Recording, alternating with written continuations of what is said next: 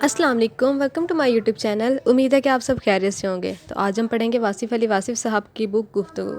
जैसे कि आप सभी जानते हैं कि वासिफ़ साहब की सारी बुक्स बहुत अच्छी हैं, लेकिन ये जो वासिफ़ साहब की बुक गुफ्तगू है, इसमें वासिफ़ साहब के बयानात जो उन्होंने लोगों के साथ डिस्कशन की है, उनके ज़हनों में लोगों के ज़हनों में उठने वाले सवालात, उनके ज़हनों में उठने वाली उलझनों को दूर करने की कोशिश की है और बहुत ही खूबसूरत अंदाज़ में वासिफ़ साहब ने उनके सवालात का जवाब दिया है।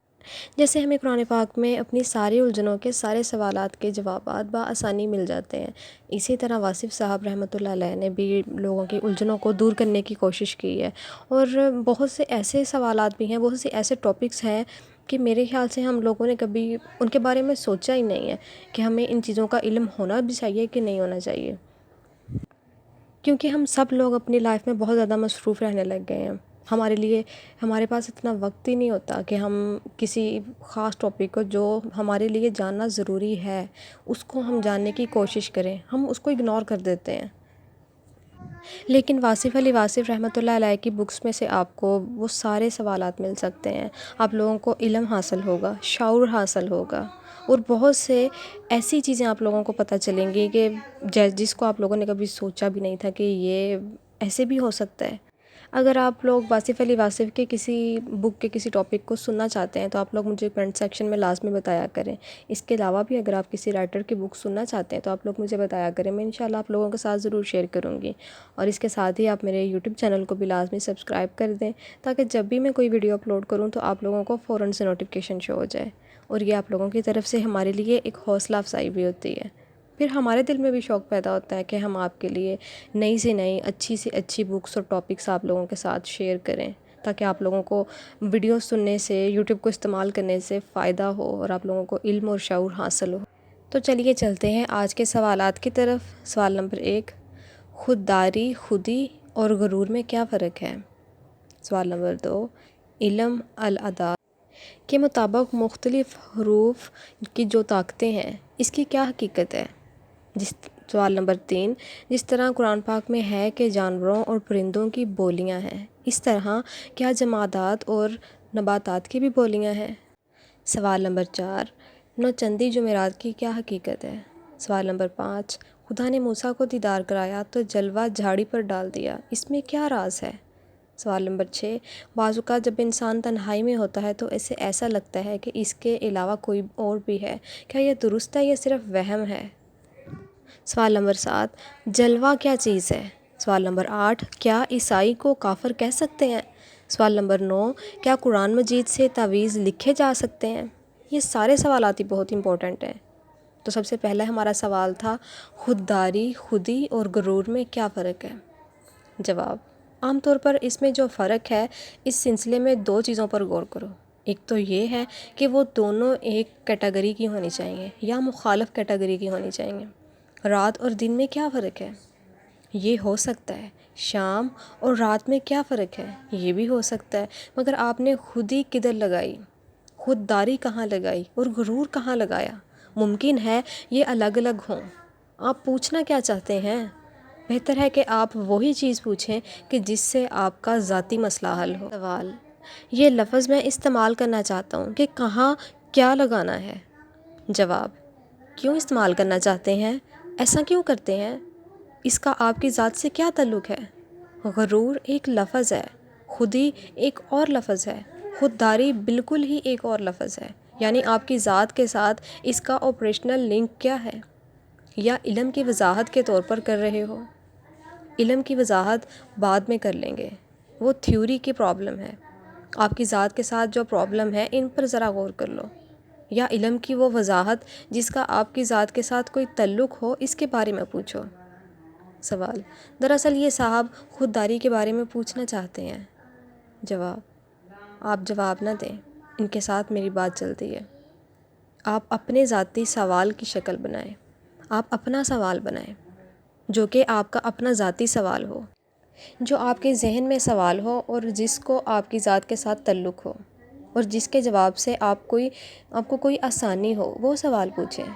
दूसरों की दिक्कत हल ना करें। ये मैं आपको नसीहत कर रहा हूँ। दूसरों की दिक्कत के हल के लिए ज़रूरी है कि दूसरों के साथ आपकी मोहब्बत हो, اور دوسرے آپ سے محبت کریں۔ بعض اوقات محبت ہی علاج ہوتا ہے۔ تیسرا بندہ گھر میں جا کے میاں بیوی کے جھگڑے کی صلح کرانا چاہتا ہے، تو وہ کون ہے صلح کرانے والا؟ اس طرح تو تجھے دونوں ماریں گے۔ پر آئے گھر میں دخل نہ دو، دوسروں کی ڈسکشنز میں دخل نہ دو۔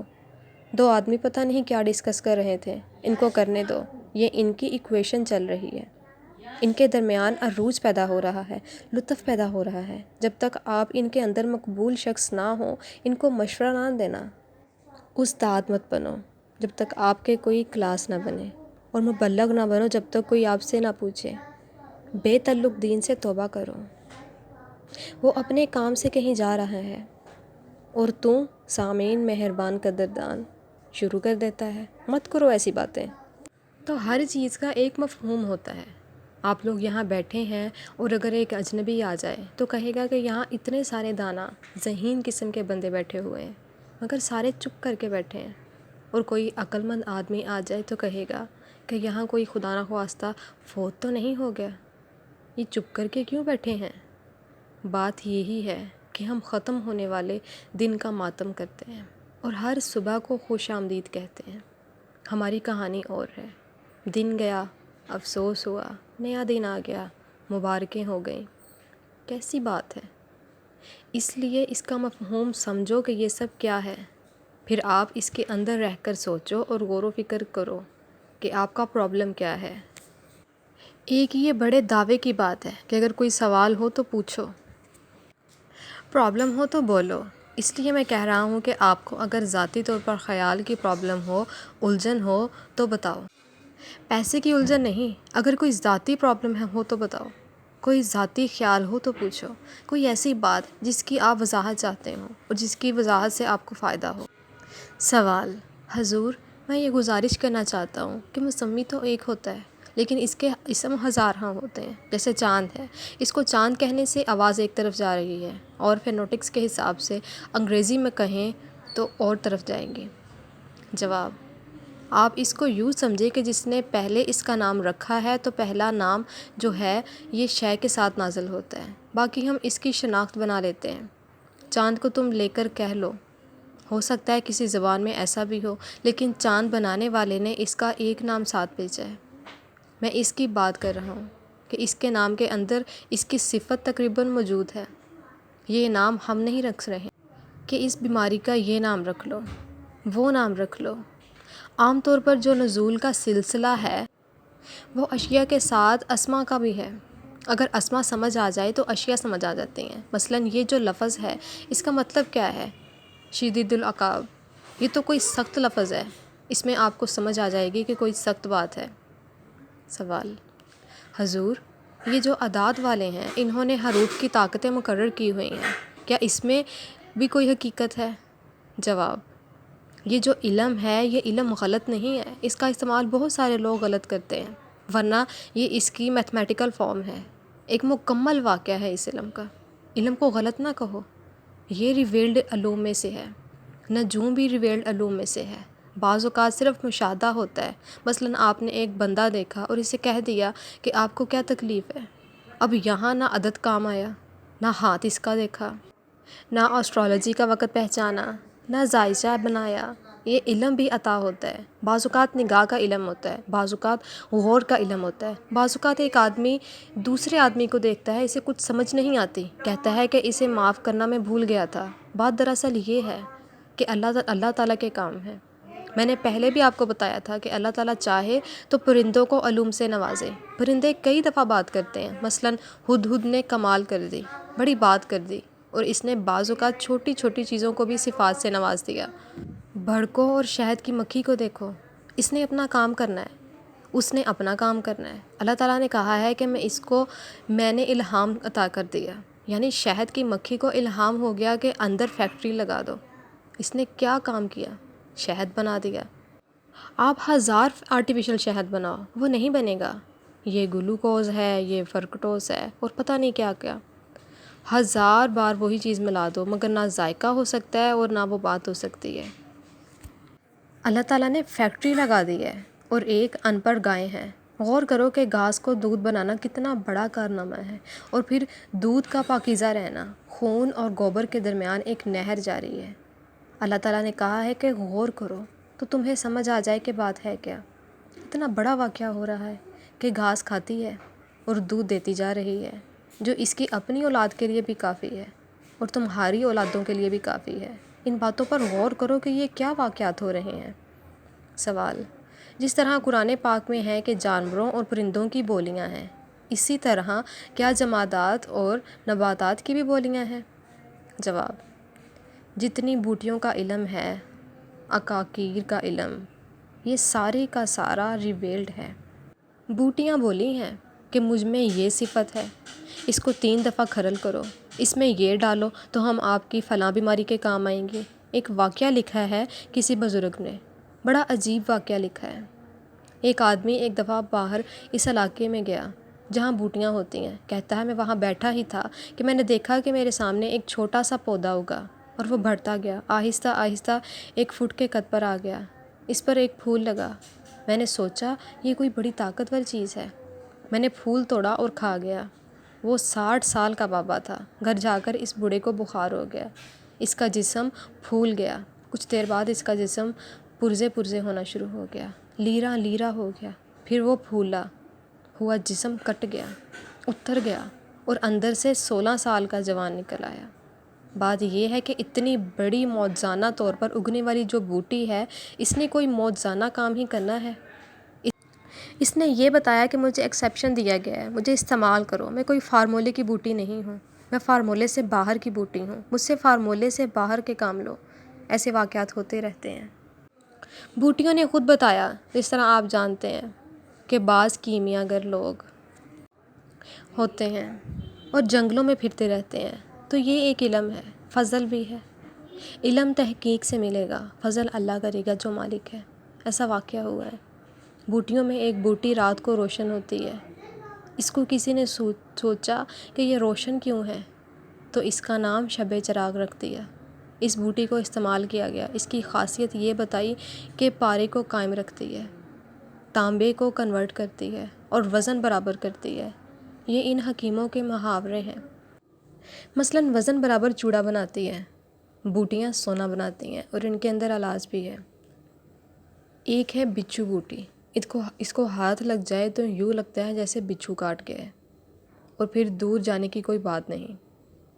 اس بوٹی کے پہلو میں ایک اور بوٹی ہوتی ہے، وہاں سے توڑ کر اوپر لگا دو، آرام آ جائے گا۔ سنیاسی لوگ ایسے ہی کرتے ہیں۔ ایک آدمی کو دیکھا گیا سردی کا موسم، شملہ میں، وہ ایک درخت کے نیچے بیٹھا ہوا، بغیر لباس کے، لنگوٹ باندھے ہوئے۔ نہ اس پر سردی اثر کرتی ہے، نہ گرمی اس پر اثر کرتی ہے۔ ہی از گوئنگ آن نائسلی۔ ایک آدمی اس کے پاس رہا۔ اس نے کہا، بابا مجھے اور فیض نہیں چاہیے، مجھے یہی دے دیں کہ جہاں موسم ہی اثر نہ کرے۔ اس نے ایک گولی دے دی، پھر اثر ہو گیا۔ اس نے کہا گولی کا نام بتا دیں۔ اس نے کہا وہ بوٹی سامنے اگی ہوئی ہے۔ اب یہ اس کا فنکشن بتا رہا ہے کہ 9 چندی جمعرات کو فلاں وقت اس کو توڑو اور پھر اس کو کھرل کر کے کھا جاؤ۔ حضور، اب سوال یہ ہے کہ یہ جو 9 چندی جمعرات کی کیا اہمیت ہے؟ جواب: پہلے یہ دیکھو کہ چاند کا اثر ہوتا ہے، کیوں ہوتا ہے؟ فل مون کا اثر ہوگا، انسانوں کے مزاج پر ہوگا، سمندر کی طرح سطح پر ہوگا اور حاملہ عورت پر ہوگا۔ گرہن کا بھی اثر ہوگا، جس طرح گرہن کا اثر ہوگا اسی طرح فل مون کا اثر ہوگا۔ اسی طرح وہ راتیں جو اماوس کی راتیں کہلاتی ہیں، ویئر دیر از نو مون، وہ تاثیر میں ذرا کمزور راتیں ہوتی ہیں، اور جو نیو مون کی راتیں ہیں یہ تاثیر میں طاقتور راتیں ہوتی ہیں۔ تو بچہ پیدا ہو گیا، نیو مون میں پیدا ہو گیا، ادھر سے چاند نکلا اور ادھر ایک اور چاند پیدا ہو گیا۔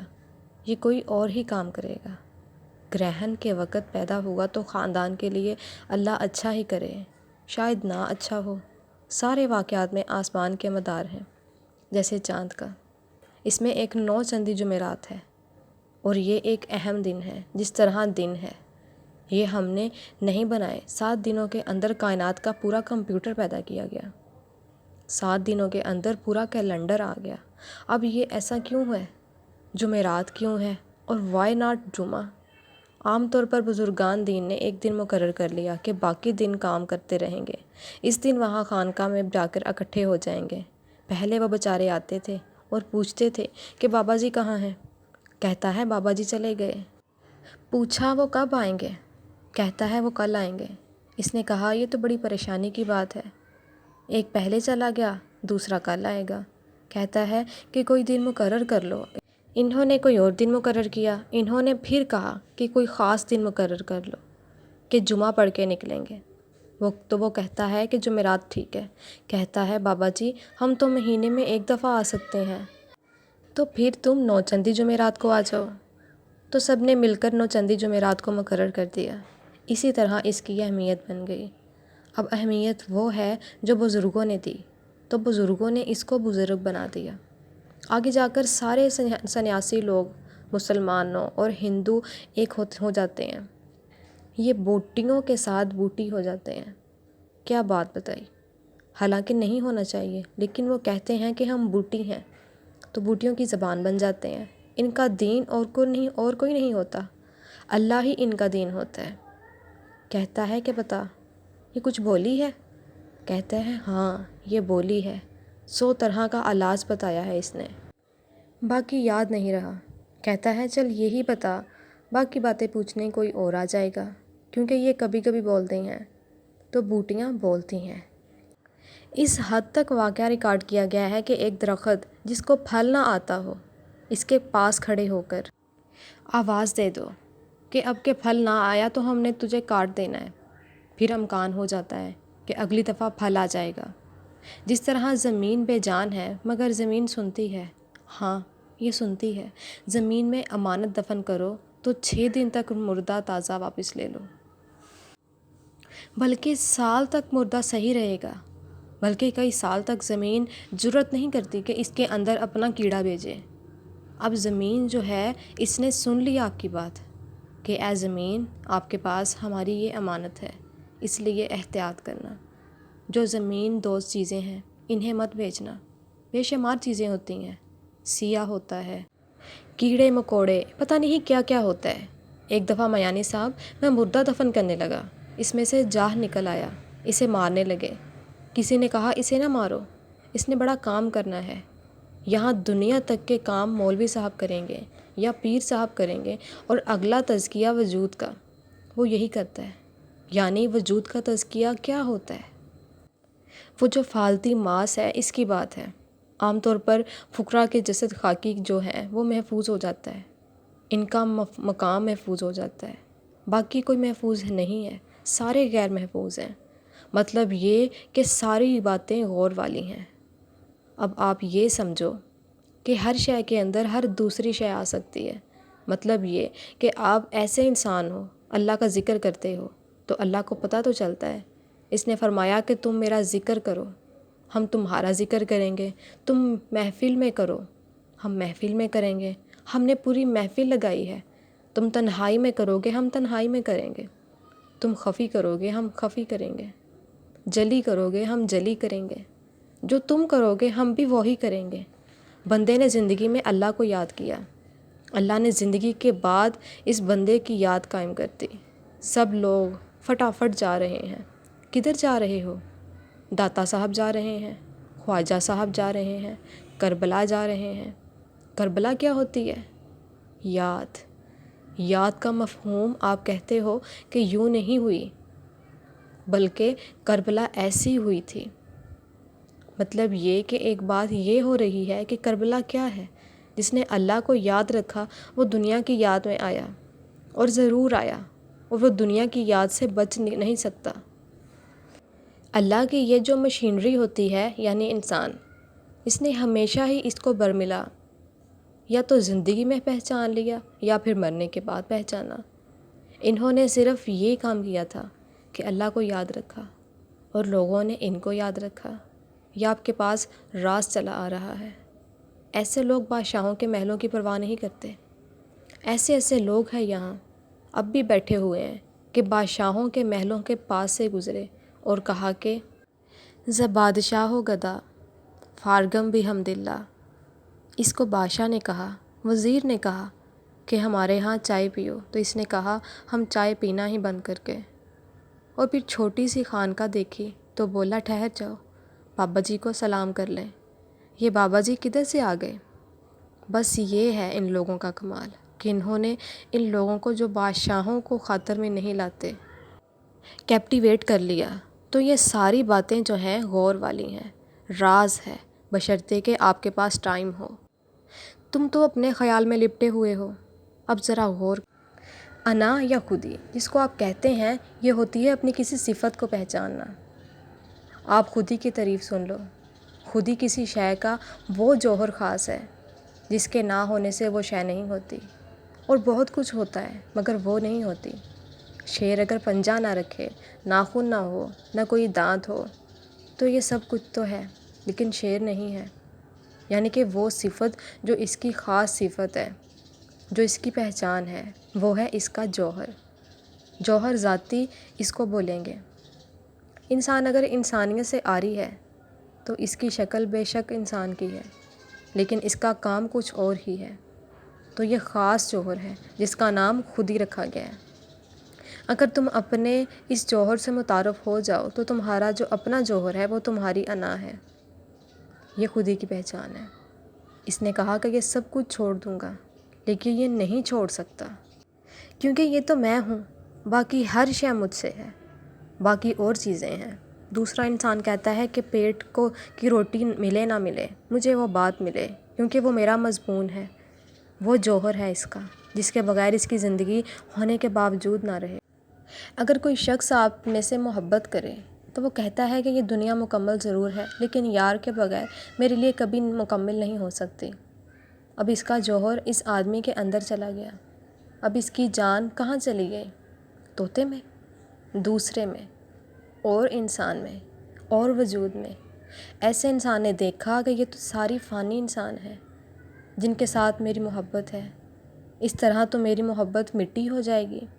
اس نے پھر اس سے محبت کی جو فانی نہیں ہے، اور پھر سب سے بزرگ ہستی کے ساتھ محبت کر لی، اور اس طرح وہ محبت بھی قائم رہ گئی۔ شاید اس کی وجہ سے وہ آپ بھی قائم رہ جائے۔ تو قائم سے محبت کرو تو قائم ہو جاؤ۔ حی القیوم سے محبت کرو گے تو شاید آپ بھی زندگی میں قائم ہو جاؤ۔ فانی سے محبت آپ کو فنا کر دے گی، باقی سے محبت آپ کو شاید بقا دے دے گی، شاید نہیں بلکہ یقیناً۔ تو یہ ہے واقعہ، آپ اس پر غور کرو۔ غرور ہوتا ہے ایک ایسی صفت جو آپ نے دنیا سے ایکوائر کی ہے، اس کو افتخار کا ذریعہ سمجھا، اور جو مٹ جائے یا مٹ سکے، مثلاً جو دولت ہے، آپ کے پاس بہت دولت آ گئی، پھر آپ نے مزاجاً نقلی قسم کی ایک چیز انا پیدا کر لی، یہ عارضی چیز نکل جائے گی، تو یہ غرور ہے۔ مطلب یہ کہ جو انہیریٹڈ ہے، اس کے علاوہ کسی بات پر فخر کرنا، خودی جس کو کہتے ہیں، وہ اور چیز ہے۔ لیکن دین والوں کو یہ بتایا گیا ہے کہ ان چکروں میں نہ پڑو کہ خودی کیا ہے، بلکہ یہاں بے خودی اچھی ہے۔ کہتا ہے نہ پتہ ہے ہم کو کہ ہم کون ہیں، اور نہ پتہ تمہارا کہ تم کون ہو۔ اب تو ہمیں یہ بھی نہیں پتہ کہ تم کون ہو، جس کے پاس جا رہے ہیں اس کا بھی نہیں پتہ۔ مطلب یہ کہ تیرا عشق اس مقام پر لایا کہ اب نہ تیرا نام رہ گیا اور نہ میرا نام رہ گیا، تو وہ اور مقام ہے۔ طالبوں کے لیے اور مقام ہے، نہ خودی ہے، نہ انا ہے، نہ غرور ہے، نہ تفاخر ہے، نہ کوئی اور مزاج ہے۔ ان کا کام ہے بس اللہ کے امر پر چلتے رہنا۔ کہتا ہے تمہارا نام کیا ہے؟ کہتا ہے متی، امر کا متی۔ کہتا ہے تیرا نام تو کچھ اور تھا۔ کہتا ہے کہ میرا نام تو کچھ اور تھا مگر اب متی الشیخ ہو گیا ہے۔ کہتا ہے کہ ادھر کیوں گیا تھا؟ کہتا ہے کہ میں بیچ دیا گیا تھا۔ اب جو شخص اطاعت میں ہے وہ گمراہ نہیں ہو سکتا۔ امر تو گمراہ کرتا ہے، اور جو اپنے مزاج میں ہے اسے گمراہ ہونے کا اندیشہ ہے۔ اپنے مزاج سے اپنے آپ کو علیحدہ کرنا اور کسی اطاعت میں جانا، یہ سیفسٹ راستہ ہے، محفوظ ترین راستہ ہے۔ اس نے چلایا تو چل دیے، اس نے بٹھایا تو بیٹھ گئے، اس نے کہا جان دے دو تو جان دے دی۔ اس کو شہادت کا بھی شوق ہے اور اطاعت کا بھی شوق ہے، اس لیے نہیں کہ شہادت کا درجہ مل جائے گا، ہم بڑے ہو جائیں گے، افتخار مل جائے گا، فخر ہو جائے گا، بلکہ یہ اس کا شوق ہے۔ وہ کہتا ہے کہ جیسے وہ کہے، جو وہ کہے ہم کر گزریں گے۔ وہ ہنسائے تو ہنسنے کو تیار ہیں، وہ رلائے تو رونے کو تیار ہیں، وہ بھلا دے تو اس بات کے لیے تیار ہیں، وہ یاد رکھے تو اس بات کے لیے بھی تیار ہیں۔ جیسا چاہے جو کرے ہم راضی ہیں، یہ ایسی بات ہے۔ یہ لوگ بے خودی میں پہنچ جاتے ہیں، چلتے چلتے جا رہے ہیں، بعض اوقات اپنا نام بھی نہیں پتہ۔ یہ اور کہانی ہے۔ ان کا علم اور ہوتا ہے، ان کا علم ہوتا ہے پہچان۔ کہتا ہے کہ کیا علم تیرے پاس؟ کہتا ہے بہت علم۔ ان کو دوست کی خوشبو آ جاتی ہے۔ یہ درجے اور ہیں۔ میاں محمد صاحب نے سیف الملوک لکھی ہے۔ ایک آدمی نے محبوب کا نام سنا، تعریف سنی اور محبت پیدا ہو گئی۔ سن کر محبت ہونا یہ بڑے راز کی بات ہے۔ یعنی کہ محبوب کا ذکر سنا اور محبت پیدا ہو گئی، یہ بڑے نصیب کی بات ہے۔ اور جن کو نہیں ملتا ان کو دیکھنے کے بعد بھی نہیں ملا۔ ابو جہل کے ابو جہل ہی رہے، اور جن کو دیکھے بغیر ملا، اویس کرنی بھی ہو گئے، دور سے بھی آ گئے، رحمت اللہ علیہ بھی ہو گئے۔ یہ نصیبوں کی باتیں ہیں۔ سوال: خدا نے موسیٰ علیہ السلام کو دیدار کرایا تو جلوہ جھاڑی پر ڈال دیا، اس میں کیا راز ہے؟ جواب: اس کا راز یہ ہے کہ اگر اللہ نے ایسا کیا ہے تو ایسا ہی ہے۔ تمام ظاہر علوم بیان فرمانے والا اللہ آپ ہے، باطن کا شبہ دینے والا بھی اللہ ہے، باطن کا بیان فرمانے والا بھی اللہ ہے۔ اگر اللہ باطن کو بیان کرے تو اتنا ظاہر بھی نہیں ہوتا۔ یہ راز کیا ہے؟ طور سمبل ہے۔ پھر بعد میں لوگوں نے بتایا کہ موسیٰ علیہ السلام کا کیا سمبل ہے، طور کیا سمبل ہے۔ یہ کیا واقعہ ہے؟ ایک تو اس میں یہ راز بتایا گیا کہ وہ اللہ جو اپنے بیان کے مطابق یہ فرما رہے ہیں کہ ہم نے اپنا جلوہ وہاں دکھایا یا وہاں سے آواز آئی، پھر اس کی تصدیق کہاں سے آئی؟ موسیٰ علیہ السلام بے ہوش ہو گئے، گویا کہ اس بات میں کوئی شک نہیں تھا کہ وہ جلوہ ہی تھا۔ جلوہ درخت سے اگر بول سکتا ہے تو کیسے ممکن ہے کہ جلوہ انسان سے نہ بول سکے؟ اس میں ایک بات تو یہ سمجھائی گئی ہے کہ اللہ جہاں چاہے جب چاہے وہاں سے بول سکتا ہے۔ ثبوت کے طور پر یہ بتایا گیا کہ درخت سے بولا اور تصدیق آپ سب نے کی ہے۔ ایسا ہوا، اگر ایسا ہوا تو پھر کئی دفعہ ہو سکتا ہے، اور کہاں کہاں سے ہو سکتا ہے؟ تو یہ بات ہے کہ لوگوں کو سمجھ آ جائے کہ مضمون کیا ہے۔ دوسرا سمجھ آنے والا جو خلاصہ بتایا لوگوں نے کہ کوہ طور یا جسے آپ جھاڑی کہہ رہے ہو یا درخت ہو، وہ مقام دل ہے، اور یہ جو دیکھنے والا ہے یا خواہش والا ہے وہ مقام عقل ہے۔ جلوے کے سامنے مقام عقل بے ہوش ہو جاتا ہے، اور مقام دل جلوہ برداشت کر سکتا ہے۔ تو طور کو دل ہی کہو۔ اس کی وضاحت کچھ ہی عرصے بعد سمجھ آ جائے گی۔ اس پر جلوہ گزار دیا جائے تو قائم رہ سکتا ہے، اور یہ جو سوال کرنے والا ہے اس پر اگر جواب ڈائریکٹ آشکار کر دیا جائے تو ناممکن ہے، کیونکہ وہ ٹھہر نہیں سکتا اور اندازہ نہیں کر سکتا۔ تیسری بات یہ ہے کہ یہ اللہ کی مرضی ہے۔ اس کو پتہ ہے کہ میں نے کتنی پاور کا بنایا موسیٰ علیہ السلام کو، اور اس کا جلوہ کتنی پاور کا ہے، پاور کی جھلک تھوڑی سی دے دی۔ چوتھی بات یہ ہے کہ اللہ کا جلوہ دینے کے لیے جو جلووں سے منور ذات ہے وہ اور بھی ہو سکتی ہے، اللہ کے علاوہ بھی ہو سکتی ہے، جلوے کا شبہ اور بھی ہو سکتا ہے۔ اس لیے کچھ شوق والے لوگ کہتے ہیں کہ وہ تیرا ہی جلوہ تھا یا رسول اللہ۔ مطلب یہ کہ ہم تیرے ہی جلوے کو اس کا جلوہ سمجھتے ہیں، تیرا جلوہ تیرے ہی روپ کے اندر موجود ہوتا ہے، یہ بزرگ بتاتے ہیں۔ پانچویں بات یہ ہے کہ پوچھو اس سے، کیونکہ اللہ موجود ہے، آپ کو جواب مل جائے گا۔ باقی کے سوالات انشاءاللہ میں نیکسٹ ویڈیو میں آپ لوگوں کے ساتھ شیئر کروں گی، کیونکہ اگر اسی ویڈیو میں شامل کر دیے گئے تو ویڈیو کافی لمبی ہو جائے گی، اور میری کوشش ہوتی ہے کہ میں آپ لوگوں کے لیے اتنی ہی ویڈیو اپلوڈ کروں جو آپ لوگوں کے لیے سننے میں آسانی ہو، اور آپ لوگوں کو اچھے سے سمجھ بھی آئے اس چیزوں کی، ان باتوں کی۔ اپنی دعاؤں میں یاد رکھیے گا، اپنا ڈھیر سارا خیال رکھیے گا، اور میرے یوٹیوب چینل کو لازمی سبسکرائب کر دیجیے گا۔ اللہ حافظ۔